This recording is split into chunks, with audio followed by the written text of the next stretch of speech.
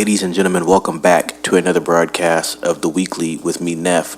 Please subscribe to the channel and share this video with a couple of friends and colleagues. It definitely helps us out a lot, and we appreciate the support. To our new subscribers, welcome to the channel, and older subscribers, thank you for continuing to support the work and spreading the word to help grow the community. Now, let's talk about Sinners' second week.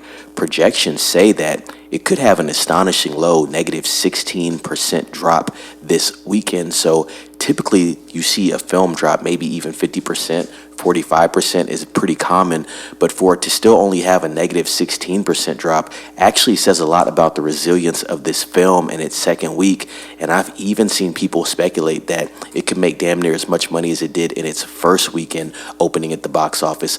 This film did like $7 to $8 million on Wednesday. I heard the figure was $8 million in the middle of the week, and the word of mouth seems to actually be heating up, not slowing down. So I'm actually very interested to see what this film does this weekend, because it is currently sitting at $79.9 million globally at the box office. I'm actually going to be watching this film again tomorrow afternoon, and then I'm going to be watching The Accountant 2 on Saturday. But yeah, that's going to be the second time watching Sinners in theater for me. Let's read some news from this article right here, though. I think it's safe to say that even with soft numbers overseas, Ryan Coogler's Sinners is shaping up to be a legit box office hit.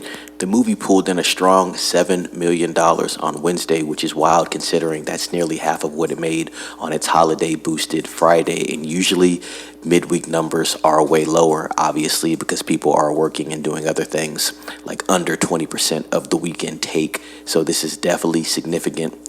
The solid Wednesday haul points to a real momentum swing, with audiences clearly showing up and spreading the word for this film.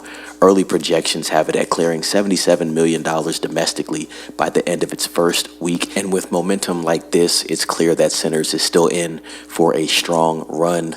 Looking ahead, the movie's second weekend drop is expected to be unusually low. The current forecast is putting it over $40 million, which is just insane, considering it opened with $48 million. If it hits that $40 million mark by Sunday, we could be talking about a record-breaking negative 16% drop, which is damn near unheard of. And also, to point something out as well, different type of movie, but a Minecraft movie being put out by Warner Brothers as well is about to probably cross $745 million this weekend globally. So Warner Brothers has two hits on their hands. As I said, I'm going to be watching Sinners once again this Friday, so definitely going to be a good time in theater. As I had said before on other broadcasts, I was definitely telling people to go watch this film.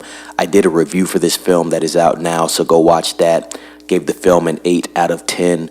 Well-deserved 8 out of 10. My favorite movie so far this year. Still early in the year, but I'll say overall, the best movie I've seen. And I think the only thing that's really going to compete with this film on a quality level when it comes to like that horror genre is probably going to be Him, that comes out in September. But other than that, I think Sinners is going to be in a league in its own for the rest of the year.